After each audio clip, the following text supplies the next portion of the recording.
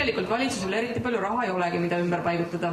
Et väga palju on ette määratud kulusid riigieelarves. Üks selliseid kulusid, mis ei ole ette määratud, mille kangid on valitsuse käes, on Euroopa Liidu struktuurifondid. Ja valitsus, ma ütlen siin tinglikult, loomulikult see on eelarve osa ja seda kinnitab lõpuks Riigikogu. Ja üks asi, mis meile Praxise meeskonnana on väga hinge läinud, on see, et vot sellest ei räägi nagu erakonnad peaaegu üldse enne valimisi.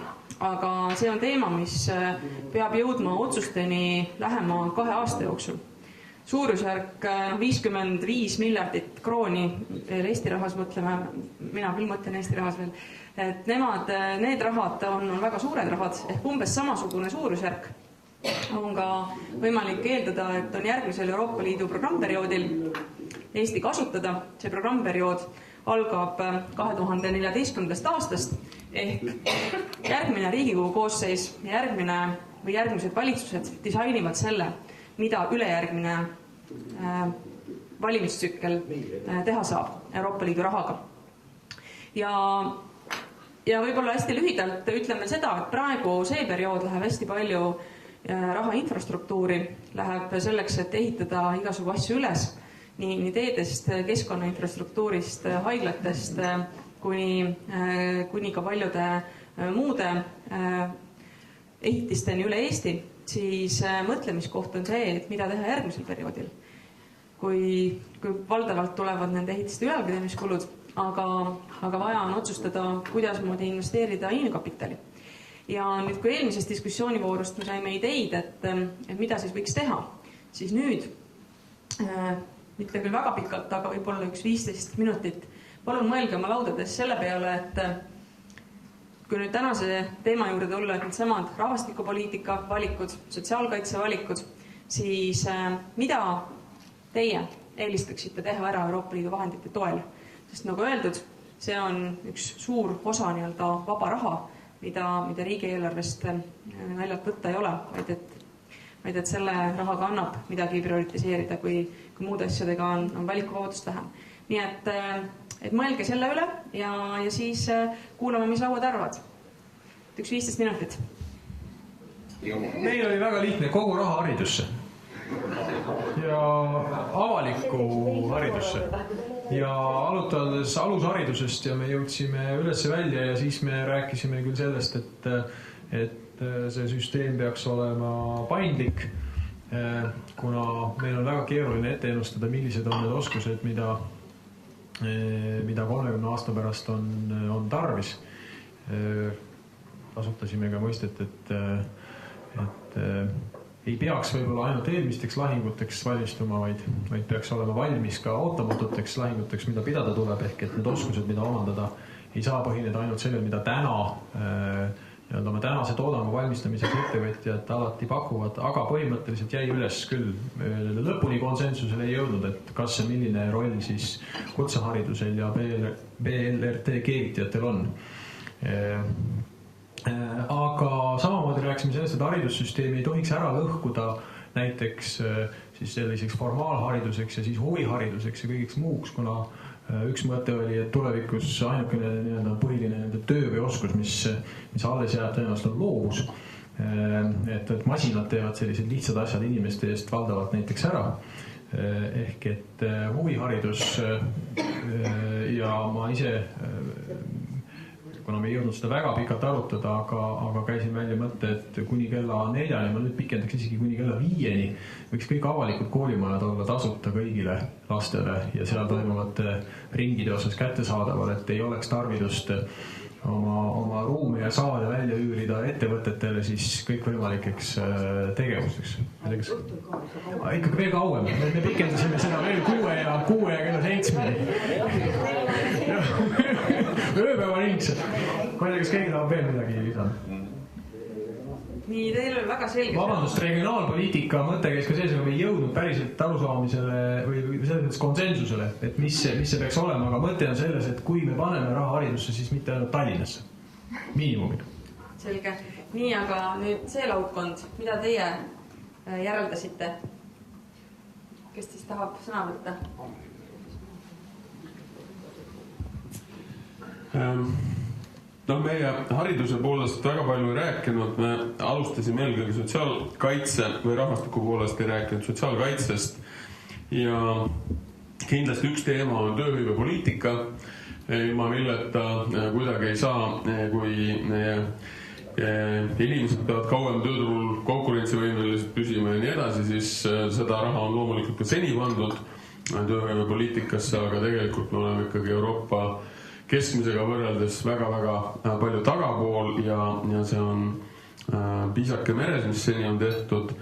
Teine teema, mille peale me mõtlesime, või millest me rääkisime, oli haiglavõrk, et siia on pandud Euroopa Liidu raha, aga ilmselt mitte kõige targemal moel. Tõenäoliselt oleks võimalik seda leida lahendus, kuidas seda raha korduv kasutada läbi tervishoiuteenuste hinna, aga selleks on vaja seal tekitada üks eraldi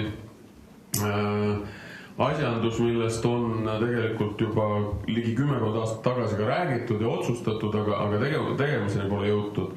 Ja kolmas teema, mida me käsitlesime, oli hooldusteenused ehk kogu see, täna on meil olemas riiklik või riigile kuuluv aktsiaselts hoolekandeteenused, aga kahtlemata see võrgustik on tunduvalt laiem ja sinna ilmselt oleks võimalik ja mõttekas ka seda lisa panna. Ma küsin täpsustuse, et selles teises etapis, või teine ettepanek, mis puudutas seda tervishoiusüsteemi ja haiglavõrku, et mis see konkreetne idee siis oli? No seda räägi kõiki täpselt.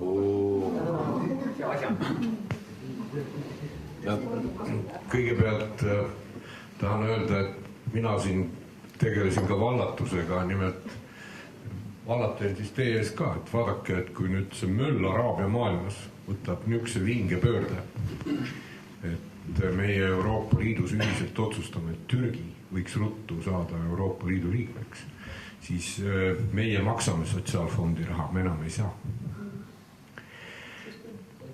Nii lihtne see ongi, et seetõttu ka vastus küsimusele, et miks erakonnad ei ole seda raha juba ära jaganud oma valimislubadustes. Ma arvan, kõik mõtlevad.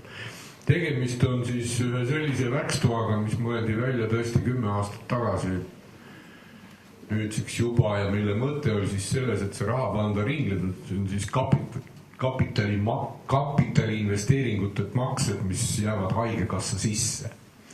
Ja see oleks sobilik ka, kui Euroopa Liidu raha näiteks mingitesse haiglatesse täna Eestis jõuab, siis see ringluse kaudu omaniku paigutus haiglasse oleks jõudnud ka kõigi teiste Eesti haiglateni, kuna praegusel investeerimisel korral on üks viga, et ükskõik kui armas ja kallis meil üks või teine sotsiaalminister ei ole, siis selle sotsiaalfondi raha jaotatakse ikka avalikult, ausalt ja nii edasi, kõik, mis me sinna juurde kirjutame, aga keegi jääb ikka ilma.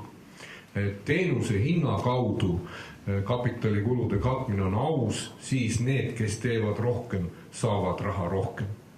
Selles on kahe sellise kapitalikulude katmise probleem ja tegelik nagu võlusõna siin on tervishoiuteenuste hindade õigete hindade leidmine, millega ka pidevalt tegeletakse, aga kuhu veel jõutud ei ole.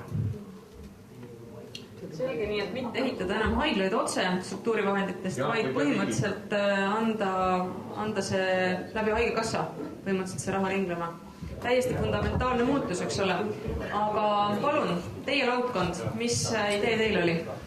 No siin on väga mitmed head ideed juba ära käinud, aga meil üldiselt jäi nagu natuke ajas puudu ja me oleme väiksemate rahasummadega kui 55 miljardit harjunud opereerima. Selles suhtes tõepoolest kõik need kolm, ütleme, hariduse valdkond, tööturu valdkond, vanurihoolduse valdkond, tervishoid, 4 valdkonda käisid meil läbi ja ilmselt neid prioriteete tuleb otsida nende valdkondade seest, et iga ühe puhul, et kus kohas on siis need nii-öelda võtmekohad, mille peale panustada natukene. Me rääkisime vanuri hooldusest, mõeldes sellele, et kui palju meil on neid kohti ja milline on see teenuste struktuur. Ilmselt neid kohti, ütleme, hooldekodudes ei ole mitte väga palju rohkem võrreldes, ütleme, mingisuguse 90. aastate alguse seisuga, et see on tõenäoliselt üks koht, aga samal ajal see teenuste kvaliteet ja struktuur, mis sealt tuleb. Tervishoiu puhul oli see asi, et võib-olla siis niisugust akuutravi kõrval just sellele eelnevat poolt ehk preventsiooni poolt ja teiselt poolt siis seda rehabilitatsiooni poolt, mis seal taga on, tuleks kuidagi järgi aidata, mis ilmselt ütleme, akuutravi kõrval jäävad maha, aga niisugust äkki ma unustasin midagi ilmselt ära. Nii ma lihtsalt kommenteerin vahel, et ei saaks nagu valesti aru. Me ei mõelnud mitte seda, et me hakkame juurde tegema hooldekodusid, nagu minema sellele, vaid pigem on see, et nendest vahenditest arendada teenuste või arendada võrgustikku, et ütleme, ta jääks mitte laste kanda see koduhooldus, vaid pigem koolitada vastavspetsialistid ja vahendite võrgustik ja ütleme siis hoolekandeasutused ja teenused ikkagi ainult sellistel juhtumitel, seda ei saa nagu sootada. Et ei saaks valesti aru, et me hakkame tegema massiliselt hooldekodusid Euroopa struktuurivahendid. Selge, aitäh. Ja viimane laudkond on jäänud Valdur, sealt saadab sõna. Aitäh, ega meie numbrid ei jaganud, me vaatasime põhimõtteliselt, kust oleks vaja nihet, kui võrrelda siis uut programmeerimisperioodi ja praegust käimasolevat. Ja nihet me nägime selles, et kui me nende ühtekuuluvusfondi suure infrastruktuuris selgelt nägime, et nihet oleks vaja maantee infrastruktuurilt ühistranspordile ja selle abil vabastada siis inimeste aega rohkem nende efektiivseks ja töö tegemiseks ja hea olemiseks, siis me struktuurifondidest nägime, et infrainvesteeringud inimkapitali infrasse, olgu see siis vanade hoole või olgu see koolivõrk või olgu see lasteaiad, et see peab jätkuma, aga me arvasime, et nihe peaks pehmete meetmete kasuks need raha hulk kasvama ja need meetmed on haridus, nii nagu seal esimene laul ütles, haridus, et aidata pikendada noorte haridusteel viibimist kuni siis kutseoskuste omandamiseni välja. Mõned hääled mõist ütlesid, et see tähendab ka gümnaasiumihariduse kohustuslikkust ja siis alles selle järel kutse omandamist, kuna uued targad töökohad nõuavad haritumat tööinimest. Uue ettepanekuna tuli välja, et me vajame ka elukestva õppe või täiskasvanute täiendõppe jaoks täiesti uut süsteemi Põhjamaade, Taani, Rootsi rahvaülikoolide laadset võrgustikku, mis meil puudub ja mille rajamine nõuab päris palju raha selle pehme poole pealt. See oli vast enam-vähem kõik just, et see hariduse kvaliteedi tõstmine oli nagu värksõna. Suur aitäh! Kas kellelgi on veel mõtteid, reflektsioone, midagi hingel, mida ei saanud öelda laudkonniti kõnevoorude ringidena? Tundub, et ei ole, siis ma püüan nüüd meie tänase mõttehomiku kokku võtta, et arutasime siis rahvastikuaugu mõjude üle, saime teada, milliseid valdkondi meie rahvastikuauk rohkem mõjutab, milliseid vähem. Palju selliseid väga katastroofihõngulisi väiteid sai ümber lükatud, aga samas jäi kõlama ka see, et kindlasti ei ole rahvastikupoliitika ja sotsiaalkaitse sellised teemad, mis võimaldavad rahulikku äraolekut, vaid nendele tähelepanu peab tõusma just mõeldes meie rahvastiku vananemise protsesside üle ja selle üle, et ilmselt siis tänane sotsiaalkaitsesüsteem vajab järjest rohkem tuge riigi üldeelarvest, ehk siis midagi jääb selle võrra tegemata. See on rohkem prioritiseerimise küsimus, aga see on ka küsimus sellest, et kuidas moodi valmistuda selliseks pikaajalisteks muutusteks ühiskonnas, kus seesamane Andrese poolt näidatud skeem, kas see roheline osa vanusepüramiidi tipus asub kasvama, ehk kas vanemaid inimesi jääb rohkem tööturule või mitte. ja kõik need on need sellised teemad, millega paratamatult peab tegelema nii järgmine valitsus ja Riigikogu kui ka ülejärgmine ja nii edasi. Aga kogu Praxise meeskonna poolt ütlen suur aitäh kaasa mõtlemast, tulemast, loodan, et saite teadmist, saite infot, saite arutada, saite oma mõtteid natuke selgemaks mõelda ja meil on eriti hea meel, kui te kõiki seda mõtteid kasutate ja kui infot puudu tuleb, siis küsite juurde. Nii et jõudu kõigile, aitäh!